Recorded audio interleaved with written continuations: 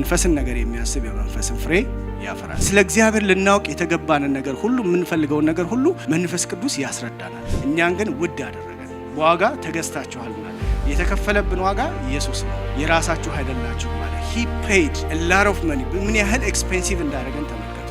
ግራ በገባን ጊዜ የሚመክረን የሚያሳየን የእግዚአብሔርን ሐሳብ የሚገልጥልን መንፈስ ቅዱስ እንዳለ ሁሉ ጊዜ ማሰብ፣ የሚከሰን ሳይሆን የሚራራልን፣ የሚያግዘን፣ የሚቃትትልን፣ የሚጸልይልን መንፈስ ቅዱስ የሚታገለው ለካ አዳማዊ ማንነታችን እንጂ ከክርስቶስ የወረስነው ህይወት የሚችል ነው ማለት ነው።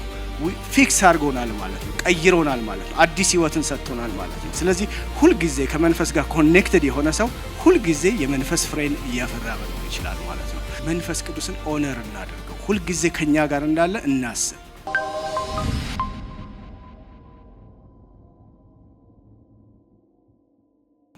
እግዚአብሔር ይመስገን። እንግዲህ ዛሬ ሮሜንም እንድንዳስስ ነውና በሁለት ሳምንት ነው የምንማረው። ዛሬ ፎከስ ላረግ የፈለኩትና አብረን የምንማረው እግዚአብሔር የሚያስተማረንን ምዕራፍ 8 ተነስተን ከዚያ ያለውን ሐሳብ አብረን እንማራለን። ምዕራፍ 8 ከቁጥር 1 ጀምሮ የተወሰነ እስከ 17 ያለውን አነባለሁ። ከዚያ በኋላ ግን ዋና ፎከስ ማረገው ቁጥር 2 ላይ ይሆናል። በጌታ በኢየሱስ ስም አነባለሁ። የሮሜ መጽሐፍ ምዕራፍ 8 ከቁጥር 1 ጀምሮ። እንግዲህ በክርስቶስ ኢየሱስ ላሉት አሁን ኩነኔ የለባቸውም። በክርስቶስ ኢየሱስ ያለው የሕይወት መንፈስ ሕግ ከኃጢአትና ከሞት ሕግ አርነት አውጥቶኛልና ከሥጋ የተነሳ ስለደከመ ለሕግ ያልተቻለውን እግዚአብሔር የገዛ ልጁን በኃጢአተኛ ሥጋ ምሳሌ በኃጢአትም ምክንያት ልኮ አድርጓልና እንደ መንፈስ ፈቃድ እንጂ እንደ ሥጋ ፈቃድ በማንመላለስ በእኛ የሕግ ትእዛዝ ይፈጸም ዘንድ ኃጢአትን በሥጋ ኮነነ። እንደ ሥጋ ፈቃድ የሚኖሩ የሥጋን ነገር ያስባሉና እንደ መንፈስ ፈቃድ የሚኖሩ ግን የመንፈስን ነገር ያስባሉ።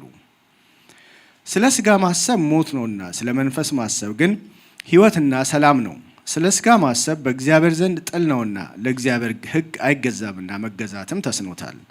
በሥጋ ያሉትም እግዚአብሔርን ደስ ሊያሰኙት አይችሉም። እናንተ ግን የእግዚአብሔር መንፈስ በእናንተ ዘንድ ቢኖር በመንፈስ እንጂ በሥጋ አይደላችሁም።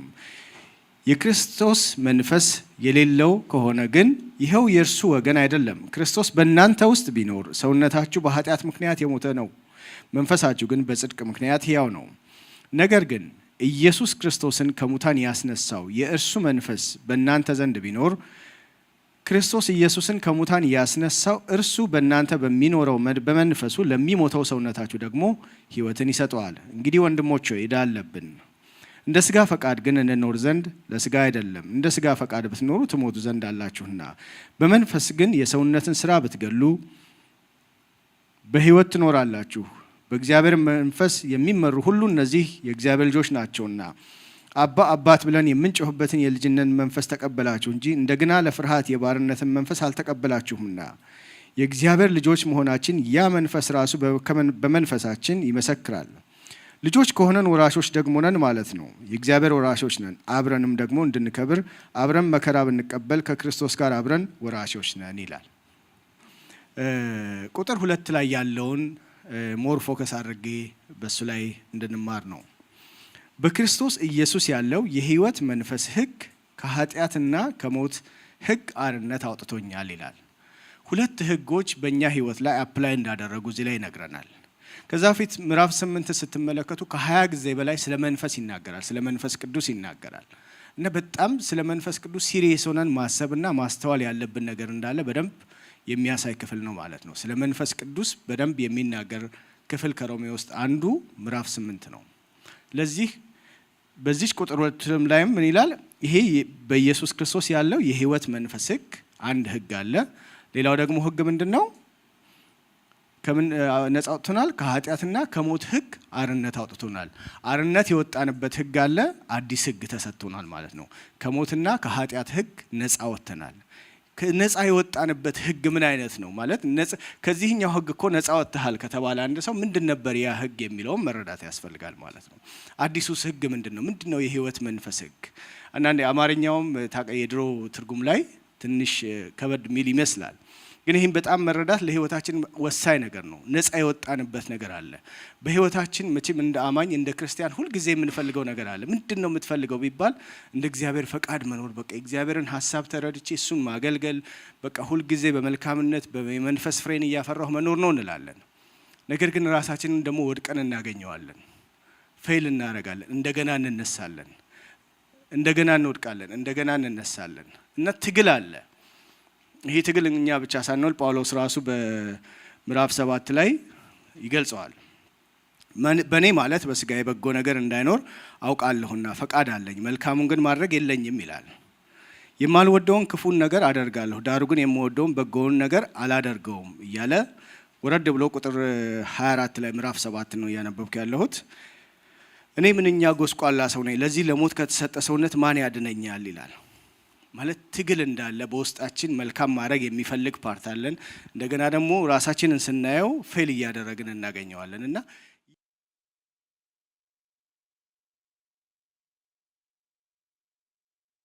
ነፃ መውጣታችንን ካላወቅንና በአዲሱ ሕግ መመላለስ ካልጀመርን ሁልጊዜ ክርስትና ትግል ይሆናል ማለት ነው። በቀላሉ ልንኖረው የምንችል ህይወት ተሰጥቶን ኢንጆይ ልናደርገው ህብረት ልናደርግበት የተገባ ህይወት ተሰጥቶን፣ ነገር ግን በመውደቅና በመነሳት ዘመናችንን ስንፈጅ ራሳችን ልናገኘው እንችላለን ማለት ነው። ከምንድን ነው ነፃ የወጣ ነው የሚለውን ለመረዳት ምዕራፍ 8 ራሱ ምን ብሎ ነው የጀመረው? እንግዲህ ብሎ ነው አይደል የጀመረው። አንድ ሰው ወሬ ሲጀምር ስለዚህ ወይ እንግዲህ ብሎ ከጀመረ ስለምኑ ማለት አለብን አይደል?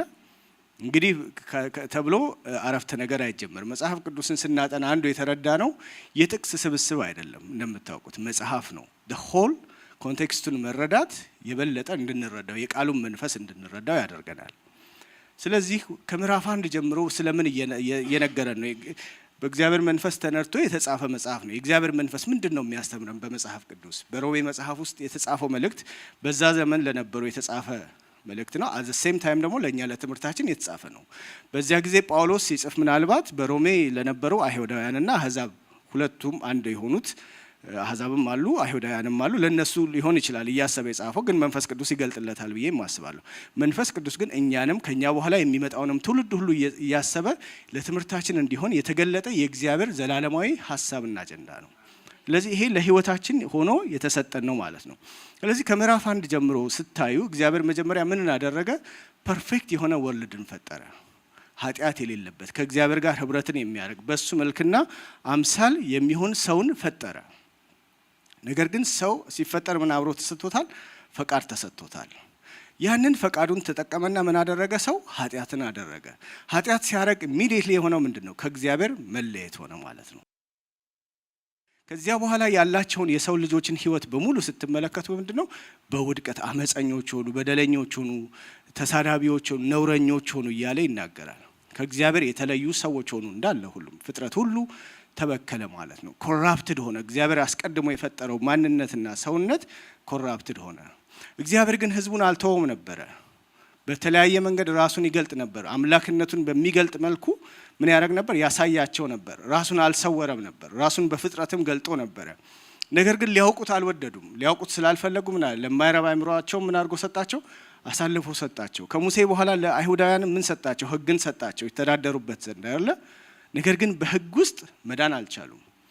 ስለዚህ በእንደዚህ አይነት ሁኔታ ውስጥ ሆኖ እግዚአብሔር ሰው ከእግዚአብሔር ተለየ። አመጽ በዛ። እንደዛ እየጨመረ መጣ ማለት ነው። ስለዚህ ያ በሆነ ጊዜ እግዚአብሔር ምንን አዘጋጀ? መፍትሄን አዘጋጀ ማለት ነው። የደህንነትን መንገድ አዘጋጀ። አይሁዳውያንም በተሰጣቸው ህግ መዳን አልቻሉም፣ ሊፈጽሙት አልቻሉም። አህዛብም በተሰጣቸው ህሊና መኖር አልቻሉም። ብዙ በደል በዛ፣ ብዙ አመጽ በዛ። ምዕራፍ 1 ምዕራፍ 2 ስትመለከቱት በቃ በጣም የሚገራርሙ ነገሮች በምድር ላይ እየሆኑ ነበር። ለምን? ከእግዚአብሔር የተለየ ህይወት ስለሚኖሩ ማለት ነው።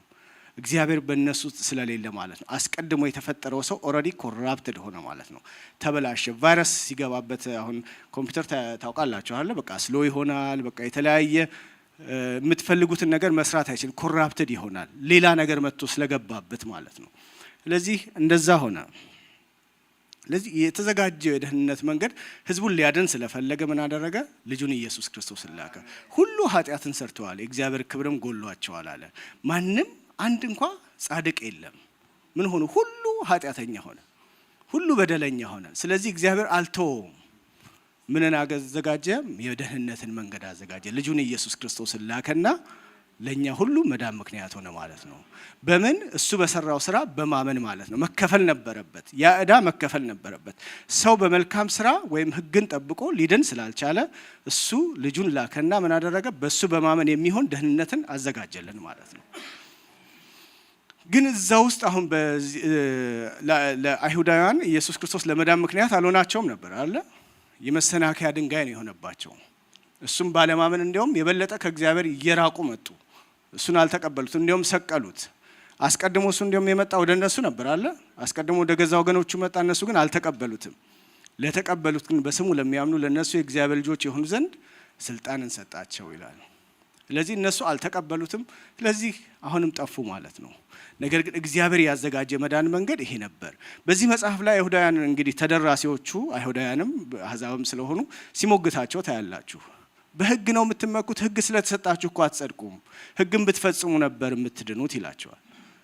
ሕግ ስለተሰጣችሁ ቅዱስ አያደርጋችሁም፣ ሕጉን መፈጸም ነበር። ሕግን ደግሞ መፈጸም እንደማትችሉ አሳያችሁ። ሕጉ ችግር ስላለበት ነው አይደለም፣ እናንተ ጋር ነው ችግሩ። ሕግ በመፈጸም አለም እግዚአብሔር ስላልተረዳችሁት እንጂ አስቀድሞ አዘጋጅቶ የነበረው የደህንነት መንገድ እምነት መሆኑን እንኳን በአብርሃም ማየት ትችላላችሁ ብሎ ስለ አብርሃም ምዕራፍ 4 ላይ ሲተረክ ታያላችሁ። አስቀድሞ የነበረው የእግዚአብሔር ሐሳብም በእምነት የሆነ ነው። አብርሃም ምንም ሳይሰራ ገና ሳይገረዝም በፊት አመነ፣ እምነቱም ጽድቅ ሆኖ ተቆጠረለት ይላል። ስለዚህ የአብርሃም ልጅ ነኝ በማለት አትመኩ፣ በስራም አትመኩ። እሱ እንኳን ሳይሰራ ነው የጸደቀው። ያችን እምነቱን አገኘና ጽድቅ አድርጎ ቆጠረለት። ስለዚህ በማመን የሆነ ነበር። ለአብርሃም እንኳን የተሰበከለት ምንድን ነበር? ወንጌል እኮ ነው የተሰበከለት። ምክንያቱም ወንጌል አስቀድሞ የነበረም ይላል ምዕራፍ 1 ላይ ሲነገር። ስለ አብርሃምም ሲናገር ምንድን ነው የሚለው?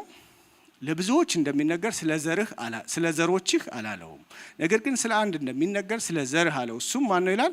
ክርስቶስ ነው አለ። ስለዚህ ለካ አብርሃምን የሚሰብከው የነበረው ስለ ክርስቶስ ነበር ማለት ነው። ስለዚህ ያንን በማመን የሆነ ደህንነት ነበረ። እናንተ ግን አሁንም ሚስ አደረጋችሁት። ስለዚህ መዳን በእምነት ነው በተሰራላችሁ በእግዚአብሔር።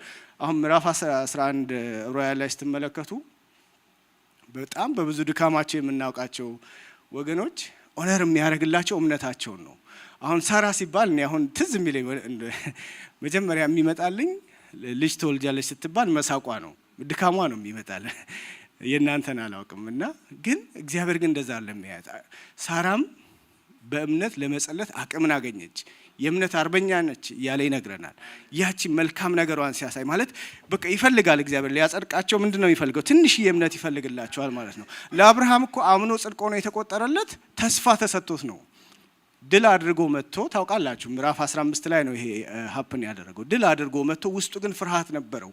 የሚወርሰኝ የለም እያለ ይፈራ ነበር። እግዚአብሔር ድልን ከሰጠው በኋላ ፍርሃት ውስጥ ራሱን አገኝቶት ማለት ነው። በዛ ሰዓት መጣና አይዞህ አትፍራ፣ እኔ ጋሻህ ነኝ አለው። ዋጋህም ታላቅ ነው አለው አለ። ከዚያ በኋላ ተስፋውን ነገረው። እስቲ ተመልከት፣ ውጣና ይህንን ከዋክብት መቁጠር ትችላለህ፣ ዘርህ እንደዚህ ይበዛል፣ እንዳሸዋ ይበዛል እያለ ተስፋን ሰጠው። አብርሃምም ሰገደ፣ አመነ። ምኑን ያመነው? ተስፋውን። ያንን ምን አደረገ? አብርሃምም አመነ፣ ጽድቅም ሆኖ ተቆጠረለት። ገና አብርሃም ነው ኢቨን ያኔ ባይዘወይ አብርሃም እንኳን ተብሎ ስሙም አልተቀየረም። እና ያችን እምነት አየና ጽድቅ አድርጎ ቆጠረለት ይላል። ስለዚህ እንኳን ለእናንተ ይላቸዋል ለአብርሃም እንኳን ጽድቅ ሆኖ የተቆጠረለት ስራው አይደለም እምነቱ ነው። ስለዚህ በእምነት ነው መጽደቅ የምትችሉት። ሕግን መፈጸም አልቻላችሁም፣ እሱ አያድናችሁም እያለ ይናገራል። ስለዚህ አሁን ችግሩ ምን ላይ ነው? አለመፈለግ፣ ጽድቅን ማድረግ አለመፈለግ፣ መፈለግ ሳይሆን ፐርሰናሊቲ፣ እናንተ ማንነታችሁ ላይ ነው ችግሩ ነው። ስለዚህ ፊክስ የሚደረገው ሕጉ ሳይሆን እናንተ ናችሁ ፊክስ የምትደረጉት። ይሄንን በምዕራፍ 5 ላይ ሲያብራራት ያላችሁ አዳምንና ክርስቶስን ያመጣል ማለት ነው። አሁን ሁለት ማንነቶች አሉ። ስለዚህ ማንነታችሁን ፊክስ የሚያደርግ መፍትሄ ነው በክርስቶስ በኩል የመጣው። አዳም በኩል ምን መጣ? ኃጢአት ገባ ወደ ዓለም፣ ሞት መጣ። ይሄንን ማንነት ወረሳችሁት፣ አዳማዊ ሆናችሁ፣ ስጋዊ ሆናችሁ ይላል። በክርስቶስ ደግሞ ምን ሆነ ይላል? ሕይወትን አገኛችሁ፣ የዘላለም ሕይወትን አገኛችሁ እያለ ሁለት ሰዎችን በእኛ ውስጥ ያላቸውን ድርሻ ይናገራል ማለት ነው። በአዳም ምክንያት አሁን ዓለምን ስታዩ በአዳም ኃጢአት እንደገባ ማንም ሰው አይከራከርም አለ። እውነት ነው ይላል። በክርስቶስ ግን ሕይወት አግኝተሃል ሲባል ሊከራከር ወይም ወደ ኋላ ሊል ይላል እንጂ በሁለቱም በአዳምም በክርስቶስም ያለውን እኛ ላይ ያለውን ኢምፓክት ያሳያል ማለት ነው። ስለዚህ ችግሩ ያለው የቱ ጋር ነው? ማንነታችሁ ጋር ነው። አስቀድሞ የተፈጠረው ሰው አዳም ኮራፕት አደረገውና ሌላ ማንነት ሰጣችሁ። ለኃጢአት ባሪያ የሆነ ማንነት ሰጣችሁ። ለኃጢአት ባሪያ ማለት በቃ ከኃጢአት ውጪ ምንም አለማድረግ የሚችል ማለት ነው። በቃ ለኃጢአት የተሰጠ ማለት ነው። በዛ ዘመን ለነበሩ ሰዎች ባሪያ የሚለው ነገር እኛ እንደሚገባን አይመስለኝም የሚገባቸው። ምክንያቱም በዛ ዘመን እንኳን ወደ ከ250 ሺህ በላይ ባሪያዎች ነበሩ ይባላል በሮም ውስጥ ማለት ነው። እና አትሊስት ያን ከሚያነቡ ውስጥ ወይ ጎረቤት ባሪያ የሚያውቁት አለ፣ ወይ ራሳቸው ባሪያ የነበሩ አሉ፣ ወይ ባሪያ ያለው ሰው አለ። እና ዘይ ኖ ምንም ፈቃድ የሌለው ማለት ነው። ጌታውን ለማስደሰት ብቻ የሚኖር ማለት ነው። ስለዚህ የኃጢአት ባሪያ ነበርን ሲል ምን ማለት ነው? በቃ ኃጢአትን ያለን ለኃጢአት የተሰጠነን በቃ ሰውነታችን የኃጢአት ብልቶች ሆነው የሚቀርቡ ናቸው ማለት ነው። ምንም ምርጫ የላችሁም እያለ ነው። ነገር ግን ክርስቶስ መጣና ሰውነታችሁን የጽድቅ ጦር ዕቃ አድርጋችሁ ማቅረብ የምትችሉበትን ሕይወትን አካፈላችሁ አለ። እኔ የመጣሁት ምን ልሰጣችሁ ነው አለ ጌታ። ሕይወት እንዲሆንላችሁ እንዲበዛላችሁ ነው አለ። የዘላለም ሕይወትን ነው የሰጠን። ከሞትን በኋላ እዛ ምን ጀምረው አለም የዘላለም ሕይወት እንደምታውቁት we have already started it አለ። እዚህ already ጀምረናል። የዘላለም ሕይወትን እየኖርን ነው። ይሄን የተካፈልነውን ሕይወት እየኖርን ነው። ነገር ግን ምን ማስተዋል አለብን? ሁለቱም ሰዎች እኛ ውስጥ አሉ። አዳምም አለ ብቅ ይላል አለ። ክርስቶስም አዲሱ ሰውም አለ። አዲስ የተሰጠን ሙት የነበረው መንፈሳችን ሕይወት ተሰጥቶታል። ቅድም ባነበብነው በሮሜ 8 ላይ ምን ይላል? ኢየሱስ ክርስቶስን ከሙታን ያስነሳው ያ መንፈስ በውስጣችሁ ቢኖር ለሚሞተው ሰውነታችሁ ደግሞ ሕይወትን ይሰጠዋል የተባለው ማለት ነው። ያ መንፈስ ምን ሰጥቶናል? ሕይወትን ሰጥቶናል። ሪዘሬክት አድርጎታል። መንፈሳችንን ሕያው አድርጎታል። ሞቶ የነበረው ከእግዚአብሔር ተለይቶ የነበረው ዲአክቲቬትድ ሆኖ የነበረውን በክርስቶስ መጣና ምን አደረገው? ሕይወትን ሰጠው ማለት ነው።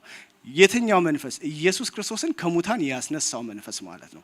ያ መንፈስ መጣና ሕይወትን ሰጠን ማለት ነው። ስለዚህ በዚህ መልኩ ሁለት ሰዎች ናቸው። ስለዚህ God came and fixed you ህጉን ፊክስ አላረገውም። ህጉ ጋር አልነበረም ችግሩ። ሁል ጊዜ ይመጣና እንዲያውም ምን ይላል በዚሁ መጽሐፍ ላይ? ህጉ እኮ ቅዱስ ነው ይላል። ህጉ ችግር የለበትም። ህግ ማንነት አለመቻላችሁን ነው ግን የሚያሳየው። አሁን ወደ መስታወት ስንሄድ ሁል ጊዜ ራሳችንን ነው የሚያሳየን።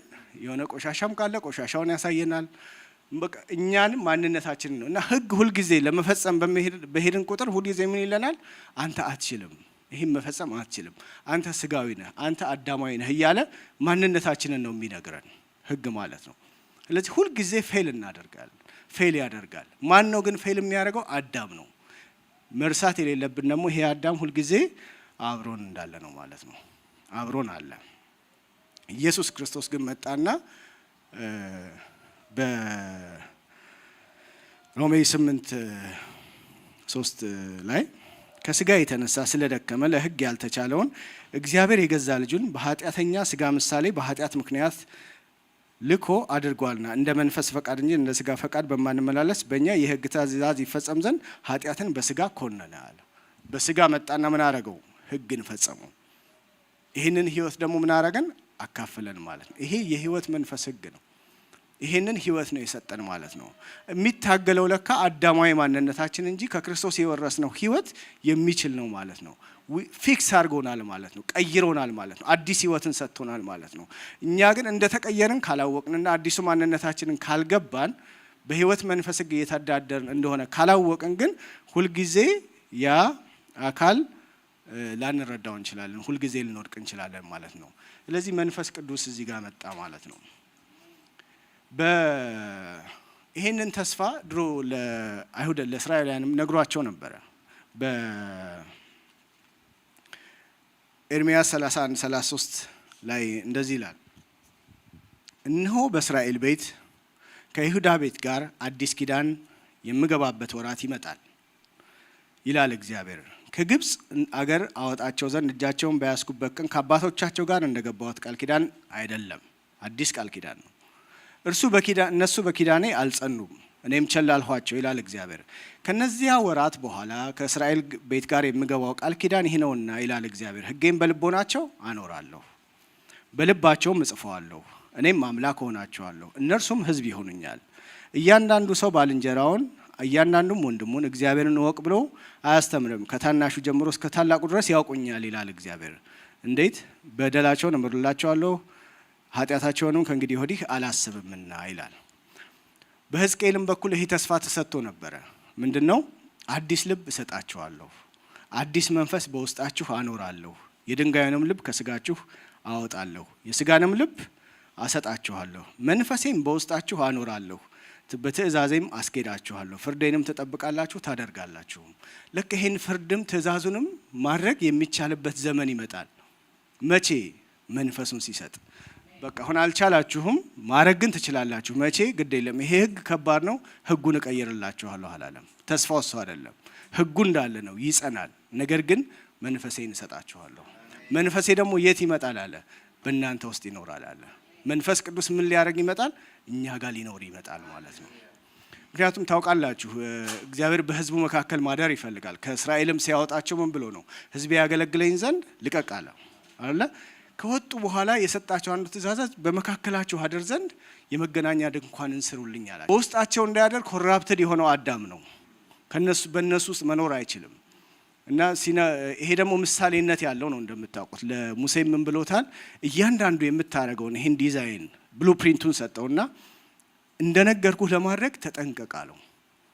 ከዚያ ብዙ ጥበበኞችን አስነሳ፣ እነ ባስልኤልን ሌሎችም ወገኖችን አደራረጉን የሚያሳያቸው እስራኤልን ብዙዎችን አስነሳ፣ ሙሴን የሚያግዙት ማለት ነው። ምክንያቱም ዲዛይኑ የእግዚአብሔር ነው። እግዚአብሔር የሚፈልገው ምንድን ነው? ህዝቡ ጋር በመካከላቸው ማደር ነው። ሲመጣ ደግሞ ምን ሊያደርግ ነው? ሊመራቸው ነው። ቀን በእሳት አምድ፣ ቀን በዳመና አምድ፣ ሌሊትን በሳምንት አምድ ይመራቸው ነበር ይላል አለ። መገናኛው ድንኳን ከተሰራ በኋላ 3 ክፍል አለው እንደምታውቁት። አደባባይ አለ፣ መስዋዕት የሚሰዉበት፣ ቤተ መቅደሱ አለ፣ ካህናት የሚያገለግሉበት አይደል? ህብስቱን መቅረዙን የተለያየ አገልግሎት የሚያደርጉበት። እንደገና ደግሞ ውስጠኛው አለ፣ ታቦቱና ጽላቱ የሚገኝበት፣ ሊቀ ካህኑ በዓመት አንዴ እየሄደ ሰርቭ የሚያደርግበት ማለት ነው። በዚያ ውስጥ የእግዚአብሔር መገኛ ነው። ስለዚህ እሱ መገኘት ፈለገ፣ በመካከላቸው ሊመራቸው ፈለገ፣ ወርሺፕ እንዲያደርጉት ፈለገ። በእነሱ ውስጥ ግን ማደር አልቻለም። ለምን? ለሱ የሚመጥን ነገር አልነበራቸውም። ያንን ቤተ መቅደስ የግድ ያስፈልግ ነበር ማለት ነው። ስለዚህ በዚያ ቤተ መቅደስ ዙሪያ ከበው ይኖራሉ፣ ያመልካሉ፣ መስዋዕትን ያደርጋሉ። ነገር ግን እግዚአብሔር ደግሞ አዘ ሴም ታይም በመካከላቸው የሆነው ለምንድን ነው? ሊመራቸው ነው አይደለ? ዴስቲኒ ያላቸው ወደዛ ሊወስዳቸው ነው፣ ወደ ከነአን ሊወስዳቸው ነው የሚፈልገው። ስለዚህ ቀን ላይ ተነስቶ ዳመናው ሙቭ ሊያደርግ ይችላል፣ ወይም ሌሊት ላይ የእሳት አምዱ ሙቭ ሊያደርግ ይችላል። ያኔ ምንድን ነው የሚያደርጉት?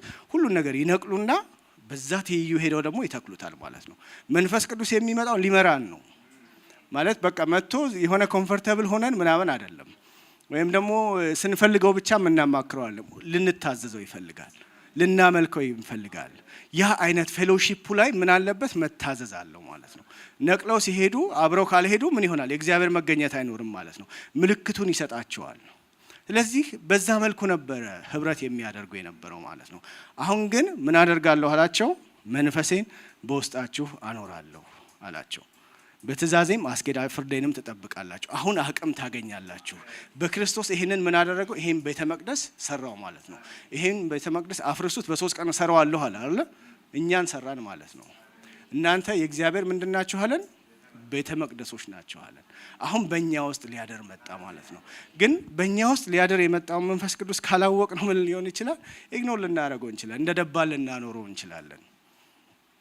በቅርብ አንድ ካዝናችን ቤት ተከራይታ ከአመሪቾ ጋር ልናያት ሄደን ነበርና ፍሪጃቸው ሲከፈት ሁሉም እዛ ቤት ውስጥ የሚኖሩት ስማቸው ተጽፏል እና የተለያየ ስም ግሮሰሪያቸው ማለት ነው ፍሪጅ ውስጥ የሚያስቀምጡት እና ግን አንድ ቤት ነው የሚኖሩት። አስቡት። አድሬስ ቢጠየቁ ሁሉም ተመሳሳይ አድራሻ ነው የሚሰጡት፣ አብረው ነው የሚኖሩት። ግን ፌሎሺፕ ምንም የሚጋሩት ነገር የለም። መንፈስ ቅዱስ እንደዚህ ሊኖር በእኛ ጋር አልመጣም። he wants to have fellowship, he wants to control us።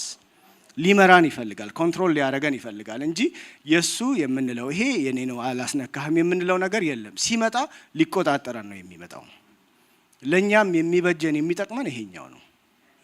እንጂ ያንተ ነው ስም ጽፈን ይሄ እኔ ነው እችኛዋ እንዳትነካት ምናምን የምንለው የማናስነካው ፓርት አይኖረንም ማለት ነው። ያለውን ሁሉ እሺ ነው የምንለው። ምክንያቱም ጌታ ኢየሱስም ይሄንን ተስፋ ቃል ሲያጸናው ታያላችሁ። በዮሐንስ ወንጌል ላይ እኔ ብሄድ አጽናኙ ቢመጣ ይሻላችኋል ሲል ተልእኮውንም ሲናገር ታያላችሁ። ምዕራፍ 14 ላይ ይናገራል። ምዕራፍ 14 ከቁጥር 15 ጀምሮ ያለው እንደዚህ ይላል። 16 ይቅርታ። ከእናንተ ጋር እንዲኖር ሌላ አጽናኝ ይሰጣችኋል፣ እርሱም ዓለም የማያውና የማያውቀው ስለሆነ ሊቀበለው የማይቻለው የእውነት መንፈስ ነው። ሊቀመጥ መጥቷል። ልክ በመዳናችን ሰዓት የታተመብን መንፈስ ቅዱስ አለ ማለት ነው። ያ መንፈስ ቅዱስ ተሰጠን።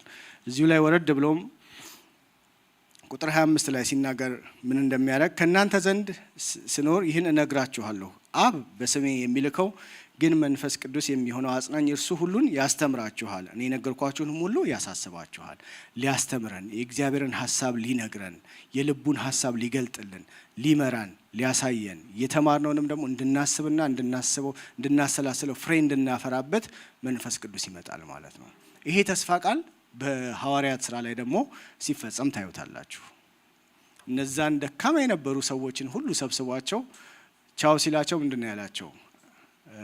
መንፈስ ኃይልን ሳትቀበሉ ከኢየሩሳሌም እንዳትወጡ። ያ መንፈስ ኃይል ሲሆናቸው፣ አቅም ሲሆናቸው ረስተውት የነበረው ይረሳሉ። ባይዘወይ እኔ አሁን በጣም ከሚገርመኝ አሁን የጴጥሮስ ታውቃላችሁ፣ የሰው ልጅ ማን ይሉታል አላቸው አለ። አንዴ አንተ ሕያው የእግዚአብሔር ልጅ ነህ ሲለው ይህንን በእውነት ስጋና ደም አልገለጠልህም በሰማይ ያለው አባቴ ገለጠልህ ካለው ከትንሽ ደቂቃ በኋላ የሰው ልጅ ሊሞት ይገባዋል ሲል ይሄ አይሆንብህ ምናምን ሲል ደግሞ ታያላችሁ። ስንት ጊዜ እኮ ነግሯቸዋል። ይረሳ ነበር። አሁን ግን መንፈስ ቅዱስ ከተሞላ በኋላ ቢሆን ይህንን አይልም ነበረ። ምክንያቱም መንፈስ ቅዱስ ያስታውሰዋል ማለት ነው። ያ መንፈስ ጋር ግን ምን ያስፈልገናል? ህብረት ሁልጊዜ ያስፈልገናል ማለት ነው። ኢግኖር ልናደርገው አይገባም። መንፈስ ቅዱስ ከኛ ጋር አለ፣ ታትመንበታል። ሁልጊዜ ኮንፊውዝድ መሆን አንችልም። አቅምን ሰጥቶናል። ስለዚህ ይሄ ኃይል መጣና ከስጋና ከኃጢአት ህግ ነፃ ወጣን ማለት ነው። ያ ለሞት ተሰጥቶ የነበረው ያ የማይችል የነበረው አዳማዊ ማንነታችን ከሱ አላቀቀንና የመንፈስ ህይወት ህግ ሰጠን ማለት ነው። መቻል የምንችልበትን አቅምን ሰጠን ማለት ነው። ከዚህ በኋላ ጽድቅ ማድረግ፣ ፍሬን ማፍራት፣ የመንፈስ ፍሬን ማፍራት ምርጫችን ነው የሚሆነው ማለት ነው እንጂ የአቅም ችግር አይኖርብንም ማለት ነው። እኔ አልቻልኩም የምንለው አይሆንም ማለት ነው። አልፈለኩም ልንል እንችላለን። አልታዘዝኩም ማለት እንችላለን። ጸጋም መጠየቅ እንችላለን። ጉልበትን መጠየቅ እንችላለን። የሚያስችል መንፈስ ቅዱስ ከኛ ጋር ሊኖር መጣ ማለት ነው። ሁልጊዜ በጣም ከሚገርሙኝ ነገሮች አንዱ አውሮፕላን በአየር ላይ ሲበር ነው። ያንን የሚያክል ነገር ማለት ነው። ራሱ ክብደት አለው እንደምታውቁት። ሰዎች እንግዲህ ከ300 እስከ 400 ሰው የሚይዙ አውሮፕላኖች አሉ። ከዛም በላይ ይኖራል። እንደገና ደግሞ ብዙ እቃ ይጫንበታል። በተለይ አሁን ወደ ኢትዮጵያ የምንሄድ የአንድ ሰው 3-4 እጥፍ ሊገባበት ሁሉ ይችላል እና ያንን ሁሉ ይዞ በአየር ላይ ይሄዳል። አሁን ይህንን ስልክ እዚህ ብለቀው ይወድቃል አለ። ምንድን ነው? ዘ ሎ ኦፍ ግራቪቲ አለ አለ። የስበት ህግ አለ። ሁልጊዜ ወደ ታች ይጎትተዋል። አውሮፕላን ግን ይህንን ኦቨርራይድ የሚያደርግ ሌላ ዘ ሎ ኦፍ ሊፍት የሚባል አለ። ዘ ሎ ኦፍ ሊፍት ምንድን ነው? የክንፍ ይሰራና አየሩን ሰንጥቆ መሄድ የሚችል ስፒድ ኖሮት ሲሄድ ዘ ሎ ኦፍ ሊፍት ቴክ ኦቨር ያደርገዋል ማለት ነው። ዘ ሎ ኦፍ ግራቪቲ አለ እሱን ግን ያንን ኦቨርቴክ የሚያደርግ ያንን ኦቨርራይድ የሚያደርግ ዘ ሎ ኦፍ ሊፍት አፕላይ የሚያደርግበት ዲዛይን ተሰርቶ ይሄዳል ማለት ነው። ስለዚህ ያኛው ህግ አሁንም አለ፣ አልቀረም፣ አዳም አለ። ነገር ግን በአየር ላይ መሄድ እንድንችል የሚያደርግ ከመንፈስ ቅዱስ ጋር ኮኔክት ማድረግ እንድንችልና ፍሬ እንድናፈራ የሚያደርግ ዘ ሎ ኦፍ ሊፍት አፕላይ ያደርጋል ማለት ነው። ሁልጊዜ ግን ኮኔክት ማድረግ ይጠይቃል ማለት ነው። በመሀል አሁን አውሮፕላን አየር ላይ ሆኖ በቃ ዞር ብሎ እንግዲህ ያስቡት ፓይለቱ እነዚህ ወፎች ሞተር የላቸውም ዝም ብሎ ነው የሚበሩት እና አላጠፋውም ቢል እንግዲህ ይሄ የአውሮፕላን የስጋ ሀሳብ ይባላል። አሁን በስጋ ማሰብ ቢጀምር ዘ ሎ ኦፍ ግራቪቲ ይረከበዋል ማለት ነው። ለዚህ ነው የስጋን ነገር የሚያስብ ለኛው ነው እኮ የሚለን የስጋን ፍሬ ያፈራል። የመንፈስን ነገር የሚያስብ የመንፈስን ፍሬ ያፈራል። ስለዚህ ሁል ጊዜ ከመንፈስ ጋር ኮኔክትድ የሆነ ሰው ሁል ጊዜ የመንፈስ ፍሬን እያፈራ መኖር ይችላል ማለት ነው። ሁል ጊዜ ያኛውን ኦቨርራይድ አድርጎ የሚሄድ ዘ ሎው ኦፍ ሊፍት ሁል ጊዜ አየር ላይ የሚቆይ የህይወት መንፈስ ህግ ተሰጥቶናል። ከዛኛው ነፃ ወጥተናል ማለት ነው። ክብር ለእግዚአብሔር ይሁን። ስለዚህ አቅም ተሰጥቶናል አሁን እና ይሄ መንፈስ ኦልሬዲ ተሰጥቶናል። ይሄ መንፈስ ነፃ አውጥቶናል። ከዚህ በኋላ ስትራግል የለም። አዳምን ማስወገድ የምንችል አሮጌውን ሰው አስወግዱት የተባልነው በአዲሱ ህግ በመመላለስ ነው። በአዲሱ ህግ በምንመላለስ ጊዜ እሱ ላይ አፕላይ በምናደርግ ጊዜ ሁል ጊዜ ይሄኛው ተወግዶ ነው የሚቀረው ማለት ነው። አየር ላይ ከወጣ በኋላ ስለ ግራቪቲ አያስብም። እንዲሁም ባላንስ ነው የሚያደርገው። እያነበብኩ ነበርና በጣም ፋሲኔት አድርጎኝ እያነበብኩት ነበርና በቃ አየር ላይ ለመቆም ራሱ ከፈለገ ግራቪቲውና ሊፍቱን ባላንስ የሚያደርግ አየር ላይ ነው የሚቀመጠው ማለት ነው። ከፈለገ ከፍ ማለት ይችላል። ስለዚህ ሁልጊዜ የሚጨምር ህይወት የሚኖረው ለዛ ነው። ከመንፈስ ቅዱስ ጋር ግን ሲሆን ነው። ሰው በስጋው አይችልም። ስጋ እግዚአብሔርን ደስ ማሰኘት አልቻለም። ያ አዳም ነው። ስለዚህ ፊክስ ተደርገናል። አሁን ህጉን አልቀየረውም። ህጉን እንዲያውም አጽንቼዋለሁ ይላል ጌታ ኢየሱስ እንጂ ህጉን አላቀለለልንም። ነገር ግን መችልበትን መንፈሱን አካፈለን ማለት ነው። መንፈስ ቅዱስን ሰጠን ማለት ነው። ብቻችሁን አልተዋችሁም ነው ያለን። ምን እሰጣችኋለሁ? መንፈስ ቅዱስ። እሱ ነው የሚያስችላችሁ። እኔን የሚያከብረኝ እንኳን እናንተ አይደላችሁም፣ እሱ ነው የሚያከብረው አለ። በመንፈስ ቅዱስ የሚመላለስ መንፈስ ቅዱስ በውስጡ በኃይል የሞላበት ሰው ሌላ ወሬ የለውም። ሁልጊዜ ኢየሱስን ማክበር ነው የሚፈልገው።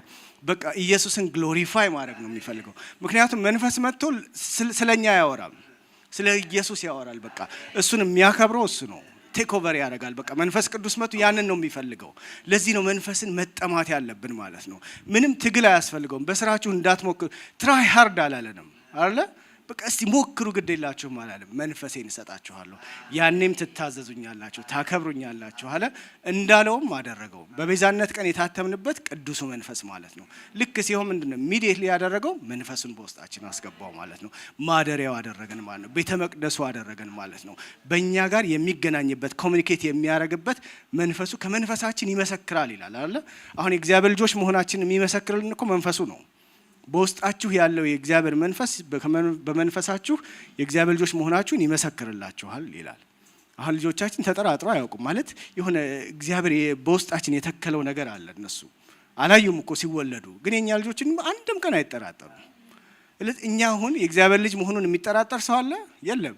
ማን መሰከረ? መንፈስ ቅዱስ መሰከረ። መንፈስ ቅዱስ በውስጣችን በዳን ጊዜ መቀበላችን አንዱ ምስክር እርግጠኞች መሆናችን ነው የእግዚአብሔር ልጆች መሆናችንን። ምክንያቱም መንፈስ ቅዱስ ሁሌ ይመሰክርልናል፣ እርግጠኞች ያደርገናል ማለት ነው። ስለዚህ መንፈስ ቅዱስ ተሰጥቶናል፣ አቅም ተሰጥቶናል። ከዛኛው ህግ ተላቀናል። አሁን ያ እሱ አሁን ባሪያ ያደርገንም። አሁን እሱ ምንድን ነበር ያመጣው? ሞትን ነበር ያመጣው። አዳም ሞትን እንደ ደሞዝ ነበር ያመጣብን። የኃጢአት ደሞዝ ሞት ነው አለ። በልጁ በኢየሱስ ክርስቶስ የዘላለም ህይወት ግን ስጦታ ነው አለ። ህይወት ስጦታ ነው የተሰጠን፣ ሞት ግን እዳችን ነበረ። ለዚህ ነው በልጁ በኢየሱስ ክርስቶስ ላሉ ከዚህ በኋላ ኩነኔ የለባቸውም የተባለ ማለት ነው። you are free። ኩነኔ ማለት በቃ ፍርድ የተላለፈበት ጥፋተኛ ተብሎ የተባለ ማለት ነው። ከዚያ በኋላ ጥፋተኛ የሚል ውሳኔ ከተሰጠ በኋላ ምንድነው የፍርዱን የቅጣቱን ነው የሚጠብቀው። ምን ያህል ነው የምቀጣው የሚለውም ማለት ነው። ቅጣቱ ደግሞ ምንድነው? ሞት ነው። አሁን ግን በልጁ በኢየሱስ ክርስቶስ እናንተ ኩነኔ የለባችሁም፣ ነፃ ወጥታችኋል። እሱ ብቻ ደግሞ አይደለም ይላል፣ ከኃጢአትና ከሞት ህግ በህይወት መንፈስ ህግ ምን ሆናችኋል? አህርነት ወጥታችኋል። አሁን ነፃ ናችሁ። ስለዚህ ያንን ህይወት ምን ለማመድ ይቻላል ማለት ነው። በምን? በመንፈስ ቅዱስ we have already received Holy Spirit ማለት ነው። እግዚአብሔር መንፈሱን ሰጠን። በጣም ይገርማል። ራሱን ነው የሰጠው። ልጁን ላከ፣ መንፈሱን ሰጠን እና ህብረት ለማድረግ ማሲቭሊ ነው የመጣው። በቃ እግዚአብሔር ምንም ያስቀረው ነገር የለም። በቃ ራሱ መጣ፣ ራሱ መንፈሱ መጣና ካንተ ጋር ፌሎሺፕ ማድረግ ፈልጋለሁ አለ። በቃ እሱ አሁን እኛ ነን ራሳችንን ማዘጋጀት ሁሉ የሚጠበቅብን ማለት ነው። አይ ዋንት በቃ ሁልጊዜ ካንተ ጋር ፌሎሺፕ ማድረግ ፈልጋለሁ። ሐሳብህ ምንድነው ልንለው ይገባል። አንድ ወንድም አለ ሁሌ ሰላም ሲል በስልክም ሊሆን ይችላል በቴክስትም ምን ይላል? አሁን ሃይ ምናምን እንደሚባለው ምን አሰብክ ነው የሚለው እና ሰላምታው እንደዛ ነው። ምን እያሰብክ ነው ይላል። እና አንድ ቀን እንደውም እስቲ ምን እያሰብኩ ነው ብዬ ማሰብ ጀመርኩኝ እና ፌንተን እያለን እንዴት እዚህ ይለኛል ወርቄ ስለ ሀሳቤ ያስተማ ሀሳቤን አሰብኩት የሚል ማለት ለካ ሀሳብ ራሱ ምንድን ነው የምናስበው ማለት የምናስበውን ነገር አንዳንዴ እናስበው what am I thinking እና ጥሩ ሰላምታ ነው እንዲሁም ስለዚህ መንፈስ ቅዱስን ራሱ በቃ ምን አሰብክ ማለት ሀሳብህ ምንድነው ፈቃድህ ምንድነው ሁሉ ጊዜ ኮሙኒኬት ሊያደርገን ይፈልጋል ሀሳቡን ሊገልጥልን ነው የሚመጣው በአንደኛ ቆሮንቶስ ምዕራፍ 2 ቁጥር 10 ላይ መንፈስም የእግዚአብሔርን ጥልቅ ነገርስ እንኳን ሳይቀር ሁሉን ይመረምራልና ለኛ እግዚአብሔር በመንፈሱ በኩል ገለጠው በእርሱ ውስጥ ካለው ከሰው መንፈስ በቀር ለሰው ያለውን የሚያውቅ ሰው ማን ነው እንዲሁም ደግሞ ከእግዚአብሔር መንፈስ በቀር ለእግዚአብሔር ያለውን ማንም አያውቅም እኛ ግን ከእግዚአብሔር እንዲያው የተሰጠነን እናውቅ ዘንድ ከእግዚአብሔር የሆነውን መንፈስ እንጂ ያለምን መንፈስ አልተቀበልንም ስለዚህ እንድናውቅ ምን አደረገ መንፈሱን ሰጠን በቃ ምኑንም አሁን እኔ ውስጥ ያለውን ሐሳብ ከኔ መንፈስ ውጭ የሚያውቅ የለም እናንተ ውስጥም እንደዚሁ አንዳንዴ በኮንግሪጌሽንም ሆነን እኮ ወጣ እንላለን አይደል በሐሳብ ምን እንደምናስብ አናውቅም መንፈሳችሁን ካልሰጣችሁ በስተቀር አላውቅም እኔ መንፈሴን እግዚአብሔር ምንም አላስቀረም መንፈሱን ሰጠን በቃ ስለኔ ማወቅ ትፈልጋል ይሄው መንፈሴ ብሎ በእኛ ውስጥ አኖረው ማለት ነው ስለዚህ ስለ እግዚአብሔር ልናውቅ የተገባንን ነገር ሁሉ የምንፈልገውን ነገር ሁሉ መንፈስ ቅዱስ ያስረዳናል ማለት ነው ይገልጥልናል ማለት ነው ነገር ግን ልንሰማው ስንፈልግ ነው አንዳንድ ጊዜ እኮ የሆነ ነገር ለምነን እንኳን ፈቃዱ ምንድነው የሚለው ምላሹን እንኳን ለማወቅ ጊዜ አንሰጠውም ወዲያው ነው ጸልየን ቃሉንም አናነብ ወዲያው እንሄዳለን ልጅ ያለን ታስታውሱ ከሆነ ያረጋችሁ ማረጌን አላስተውል ላረግ እችላለሁኝ በርና እንኳኳና እየሮጥን እንሄዳለን እንደዚህ ያርጋችሁ ታውቁ ከሆነ አላውቅም ፐርፐዙ ሰዎችን መረበሽ ነው እና አንዳንድ ጸሎቶች አንኳኩቶ ከፈቱም አለመከፈቱም ምላሹም ማን መጣ መሮጥ ነው ካንኳኳን በኋላ ራሱ መጠበቅ አለብን የሚሰማ ሰምቶ ደግሞ እስከሚከፍት ድረስ እስከሚገልጥልን ድረስ ያንን የሚያደርግ መንፈስ ቅዱስ ስላለ ማለት ነው ሁሉ ጊዜ መጠበቅ አንኳኩቶ መሮጥ አያስፈልግም እንደዛ ሆኖ መደነቋቆር ነው የሚሆነው መንፈስ ቅዱስ is here በመካከላችን አለ ለሱ የሚመች ግን ኢንቫይሮንመንት ይፈልጋል የሚታዘዝ ልብ ይፈልጋል የሚሰማው ጆሮ ይፈልጋል በህብረት ውስጥ አንድ የሆነ ልብ ይፈልጋል ያ ሲሆን መንፈስ ቅዱስ ፍሎ ለማድረግ ችግር የለበትም ራሱን የሚገልጥ መንፈስ ስለሆነ ማለት ነውና ያንን ያደርጋል መጀመሪያ ላይ ያልኳችሁ የምንፈልገው ከሁሉ የበለጠ እግዚአብሔርን ማክበር ነው ፈቃዱን መፈጸም ነው ያልነውን እንኳን ሲናገር በዚሁ ሮሜ ላይ እናንተ ግን የእግዚአብሔር መንፈስ በእናንተ ዘንድ ቢኖር በመንፈስ እንጂ በስጋ አይደላችሁም የክርስቶስ መንፈስ የሌለው ግን ከፍ ብዬ ላምበው ከቁጥር 8 በስጋ ያሉትም እግዚአብሔርን ደስ ሊያሰኙት አይችሉም በመንፈስ ያሉት ግን ያስደስቱታል ማለት ነው ስለዚህ መንፈስ ቅዱስ ሲመጣና ከሱ ጋር መኖር ስንጀምር በሱ አቅም መመላለስ ስንጀምር እግዚአብሔርን ደስ የሚያሰኝ ህይወትን መኖር እንችላለን ማለት ነው የሚቻል ህይወት ነው የሰጠን ማለት ነው ያስተምረናል የሚለውን አይተናል ይመራናል የሚለውን አይተናል ሌላው በቅድስና እንድንኖር ያደርገናል ይቀድሰናል አቅም ይሆነናል በቁጥር 26 በዚሁ ምዕራፍ 8 ላይ እንዲሁም ደግሞ መንፈስ ድካማችንን ያግዛል እንዴት እንድንጸልይ እንደሚገባን አናውቅምና ነገር ግን መንፈስ ራሱ በማይነገር መቃተት ይማለድልናል ልብንም የሚመረምረው የመንፈስ ሐሳብ ምን እንደሆነ ያውቃል እንደ እግዚአብሔር ፈቃድ ስለ ቅዱሳን ይማልዳልና በደከመን ጊዜ አንዳንዴ ጸሎት በጣም በደከመን ጊዜ እንኳን መጥቶ ደከምክ ደግሞ ምናምን አይለንም ተንበርከክ ግዴ ለምን ይጸልይልሃል ይላል የሚገርም አጋዥ እኮ ነው ማለት በቃ ልክ ደከምኩ በመንል ሰዓት አንተ ተንበርከክ እኔ ይጸልይልሃል የሚል ማለት ነው እንኳን መንፈስ ቅዱስ ሰው እንደዚህ ሲል እንኳን ያበረታል እኮ ደከመህ እኔ ይጸልይልሃል አይዞህ ሲል ማለት ነው ስለዚህ መንፈስ ቅዱስ ልክ የደከመን ሲመስለው እንኳን ምን ይላል እኔ ይጸልይልሃለሁ እኔ ያበረታሃለሁ የመንፈስ ቅዱስ አንዱ ስጦታ ምንድነው በልሳን መጸለይ ነው አይደል በልሳን መጸለይ ምንድነው የሚያደርገው ራስን ያነጻል ይላል አይደል ከዚያ በዛ በሚሆን ጊዜ እኛንም እያነጸን ይመጣል እንዴት መጸለይ እንዳለብን ምን መለመን እንዳለብን ምን መጠየቅ እንዳለብን የማናውቀውን on behalf of us እሱ ይጠይቃል ማለት ነው እንደዚህ አይነት አጋዥ ነው በውስጣችን ሊኖር የመጣው ማለት ነው holy spirit is with us ይሄን ሁሉ ጊዜ ልናስተውለው ይገባል ኦነር ልናረገው ይገባል ልናከብረው ይገባል በቤዛነት ቀን የታተማችሁበትን ቅዱስ መንፈስ አታሳዝኑት ይላል ማለት ከሱ ውጪ በመንኖር ጊዜ ያዝናል አታስመርሩትም ይላል እስራኤላውያን አንዱ ትልቁ እንትናቸው ምን ይሄንን መንፈስ ምን አስመረሩት ይላል። አሁን ግን እግዚአብሔርን ቁጣ የሚከለክል ምህረቱ ስለተገለጠ ነው እንጂ ቁጣው ቢገለጥ ኖሮ ምዕራፍ 1 ላይ እኮ ቁጣው ተገለጠ ይላል። ያኔ ያስቆመው ነገር ስለሌለ ማለት ነው። ስለዚህ መንፈስ ቅዱስን አለማሳዘን፣ መታዘዝ፣ ሊመራን ሲፈልግ ደግሞ ልንፈቅድለት ይገባል ማለት ነው። መንፈስ ቅዱስ always with us።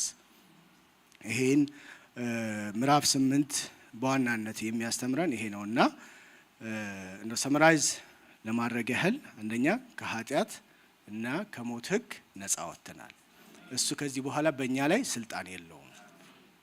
ከዛ ተላቀናል። በቃ ያ የሚታገለው አዳም እኛ ውስጥ አለ እንጂ ኦልሬዲ ስለወረስ ነው።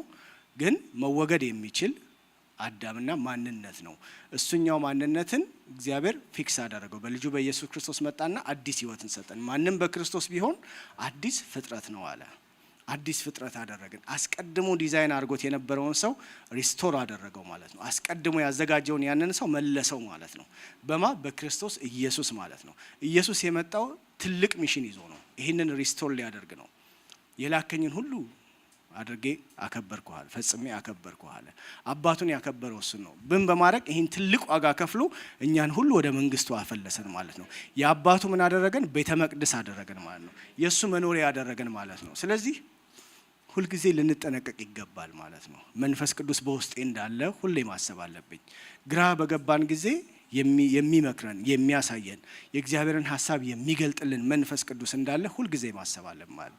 በደከመን ጊዜ የሚራራልን፣ በድካማችን የሚራራልን፣ የሚከሰን ሳይሆን የሚራራልን፣ የሚያግዘን፣ የሚቃትትልን፣ የሚጸልይልን መንፈስ ቅዱስ እንዳለ ሁሌ እናስብ ይገባል። እንደ ሰው አይደለም ማለት ነው። ስለዚህ መንፈስ ቅዱስን ኦነር እናደርገው። ሁልጊዜ ከኛ ጋር እንዳለ እናስብ።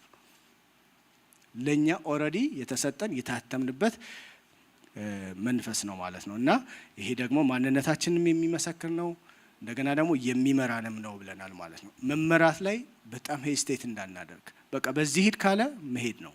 ይሄን አድርግ ካለ በቃሉ የገለጠልን ነገር ቢኖር፣ መለማመድ ያለብን ነገር ቢኖር ሁልጊዜ ፈቃዳችንን እንስጠው። ፈቃዳችንን ይፈልጋል። እምቢ ማለት እንችላለን። እምቢ ባለን ጊዜ ልክ እንደ አውሮፕላኑ ሞተር ማጥፋት ማለት ነው። ዘ ሎው ኦፍ ግራቪቲ ቴክ ኦቨር ያደርግና መሬት ራሳችን እናገኘዋለን። ሰው የሚወድቀው የስጋውን ነገር ማሰብ ሲጀምር ነው ማለት ነው። ስለዚህ ያንን አናስብ። ሁልጊዜ ማሰብ ስላለብንም ነገር ሲናገር በፊልጵስዩስ ላይ ምዕራፍ 4 ቁጥር 8 በቀረውስ ወንድሞች እውነተኛ የሆነውን ነገር ሁሉ፣ ጭምስነት ያለበትን ነገር ሁሉ፣ ጽድቅ የሆነውን ነገር ሁሉ፣ ንጹህ የሆነውን ነገር ሁሉ፣ ፍቅር ያለበትን ነገር ሁሉ፣ መልካም ወሬ ያለበትን ነገር ሁሉ፣ በጎነት ቢሆን ምስጋናም ቢሆን እነዚህን አስተብሩ። ከኔ የተማራችሁና የተቀበላችሁን የሰማችሁን ያያችሁትም እነዚህን አድርጉ፣ የሰላም አምላክ ከእናንተ ጋር ይሆናል ይላል። ስለዚህ ለካ የምናስበውን መምረጥ እንችላለን። የመንፈስን ሀሳብ እናስብ። የመንፈስ ቅዱስን ሀሳብ ይቆጣጠረን ሁልጊዜ ማለት ነው። ስለዚህ የምናስበው ነገር ማተር ያደርጋል። የስጋ ነገር ማሰብ ሲጀምር እሱን ያደርገዋል። ሁልጊዜ ሁለቱም ምላሽ አላቸው። ስጋችንን ፈቃድ አለው፣ መንፈሳችንን ፈቃድ አለው። አሁን የሆነ ሰው ቢጠላችሁ አዳም የራሱ ምላሽ አለው ታውቃላችሁ፣ መንፈስም የራሱ ምላሽ አለው።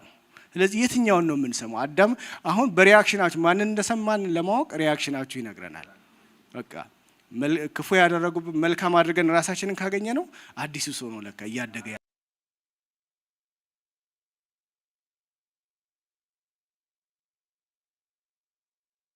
የማይቻል አድርገን እንትና እንበል። አዲሱን ማንነታችንን እንወቀው።